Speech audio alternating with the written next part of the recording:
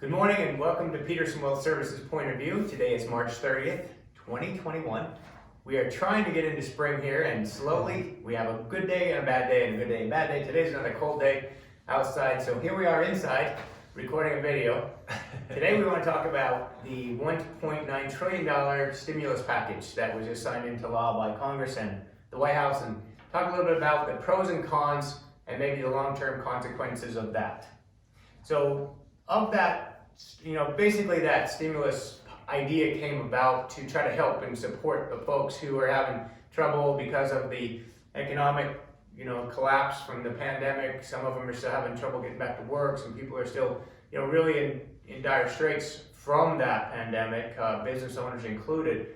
So what the checks amount to is $1,400 per person if you're under $75,000 as a single filer, or under $150,000 as a couple, as a joint filer. So that's roughly $400 billion of the $1.9 trillion that'll go directly to individuals or children.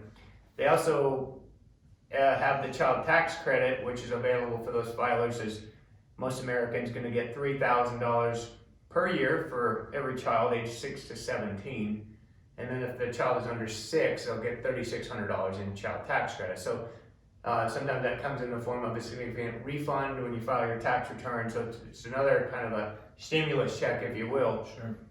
The other thing that we look at, and we realize that a lot of those people are going to need those checks.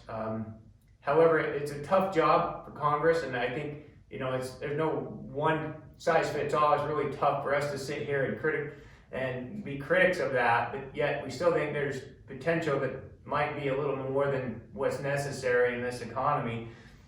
One other thing that we think has a little bit of a slight excess to it is $350 billion as a bailout to the states and local governments that had failing budgets. And I think that kind of tells the countries or the cities around the country, if we run our city badly or our state badly, it's okay because the federal government will step up and take care of us in the end.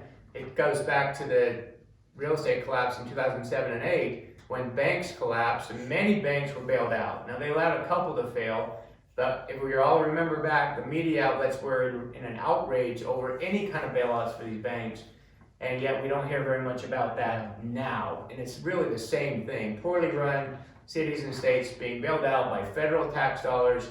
You and I are helping this cause. It allows them to continue to fund bad programs and to run their states into the ground because we're going to bail them out in the future. And I think that's one thing that we need to be concerned about as citizens in this country. Well, what is the national debt right now? $27 trillion, approaching $28 trillion. I mean, no one's worried about it. No one's talking about it from the standpoint of our local leaders and politicians. Yeah, we're concerned about it. We're talking about it because we're seeing right now that the short-term effect of all this stimulus and printing of money, it's helped stabilize the economy. We think that's the pro, that's the positive. It's helped stabilize the market. The market is kind of being supported by this a little bit. And now we still think that there's strong earnings and companies are doing just fine without this, but it's definitely helped avoid, I think, a big collapse. But now we're sitting here going, okay, long-term, how are we going to pay this all back? And it's going to come in the form of it's just like running your household, right? You have to cut your budget or you have to increase your revenue. Well, how does the government increase revenue? We increase taxes. And that seems to be kind of what's in favor of what's being talked about right now. Other parts of this $1.9 trillion bill, $20 billion in emergency funding for rental assistance for the homeless. So trying to keep people in their homes or helping people find homes, which is a good thing. Extending the unemployment benefit, so we're going $300 per week through September. We've pros and cons to that too. We've talked to business owners that we work with, and they're having trouble finding employees because they're making about the same, staying at home doing nothing just by feeding off the unemployment benefits. Now there are people that actually need that and they're actively trying to find a job. We get that, but it's a lot of money going out the door for that. The bill has $130 billion to help schools reopen. Also $86 billion for helping failing pensions. The bigger one that we're watching now, this hasn't changed yet. This is kind of rumblings, whisperings right now, is the lifetime exemption. So right now, one person can pass on $11.7 million as a couple. That's over $23 million. That is being rumored to go down to maybe 3.5, 4. We're not sure yet. If that changes, that's going to affect a lot of people, because there's you count your net worth, your home, your investment accounts, property insurance potentially. Life insurance could potentially be included in that if it's not owned right. So a lot of people will be worth over $3 million, and their heirs might be surprised to know they owe a lot of taxes if mom and dad pass, grandma and grandpa pass. So there are ways around that. If that does change, we should be one of your first phone calls. Let's review your estate plan and do some planning to avoid paying estate tax, because most people want to avoid that. Right, as Shaun mentioned earlier, a little bit about the tax reductions. We've seen during the Trump administration a lot of tax reductions for business owners and trying to get spurring economic activity. I mean, that's the idea that the Republican side has, is that it'll be paid back by more activity, more people will spend, more people will go into business and take risks. On the Democrat side now, under the Biden administration, that's looked at completely differently, as raise taxes and try to give money away, and then hopefully that will come back. Now, we're not sure which is the best. It's probably a combination somewhere down the road, but we do know that there's a major problem going on with the amount of deficit that we have in this country, and no real conversation being had about how we're going to curb it, or how we're going to reduce it, or how we're going to get out of it. And, it just we're spending and spending, and everyone wants to hear that they're going to get more money. But what the politicians don't tell us as civilians, and most people don't even realize this, is it's our own money we're borrowing against. It's our own tax dollars. It's the future. It's children and grandchildren that are going to have to somehow pay this, and that may be in the form of major inflation. Okay, and that's a payment too. That's a tax itself. People don't realize that, but if it's going to cost us $20 to go over and buy a gallon of milk 5 years from now, imagine how that's going to feel. And see, that's the same thing as having a tax. It's an indirect form of money out of my pocket that I've got to pay, and we're weakening the dollar. Oh yeah, I mean, you can't print that many dollars. We print it, we don't have it. Imagine you're running your household like that, or us running a business like that. Couldn't do where it. You just spend because you feel like you can print more money, and just somehow somebody will deal with it later. Yeah. We have a pretty big heartache about what we're doing in this country, because we give people what they want to hear to get reelected. That's the bottom line, is to get reelected and get votes. So the $22 trillion, we're adding another spending bill. We're just talking about $1.9 trillion, but now we're already ready for the infrastructure spending. Now, I'm not saying we don't need some of this stuff, but we have to have a plan to balance it, to get money back in the form of, we can't just keep spending when we don't have it. And you can't just say, well, let's just tax the rich and get money from them, because if you tax too much, you limit and you completely shrink business activity.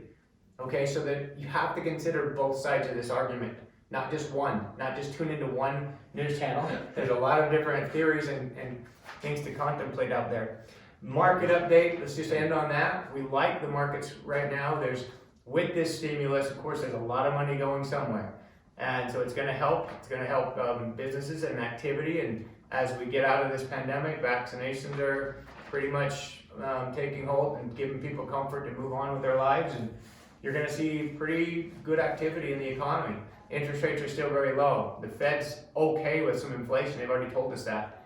That's all good for the market, good for earnings. It's good for participation with companies and being involved in the markets. What's not good, Shaun? Well, rising rates. We've been talking about this for a long time, and we've seen that. We've seen the 10-year treasury yield go from like 1.2, 1.25. I think we're at 1.7, maybe touch 1.75. Seems small, 50 basis points, right? But that's actually a huge percentage increase, and it has bushwhacked bond prices. I mean, it's what we've been talking about for a long time. So you want a long-term treasury bond or corporate bond, municipal bond, you see rates go up, you're going to see a decrease in value. So that's why we've been very strategic in building our portfolios and what bonds that we are looking at. We're looking for very low duration or short-term bonds, and we've been that way for 5+ years, I would say. So now we're in a good spot with that. And we've actually been underweight bonds in favor of more equity exposure. And we like growth. We still like growth. Even though you're seeing a slight rotation year to date into value companies, we think that's just because of the increase in rising rates. We think that will probably fade. We'll see some more growth opportunities with technology companies. And, you know, we have to remember last year we went through this pandemic and we're kind of still in it. It changed the way we operate. It changed the way we work, the way we go to the gym, the way we just communicate with everyday, you know, whether it's work or people. It really changed the game. And there's a lot of companies that are on the forefront of that. And most of them are in the tech and growth space.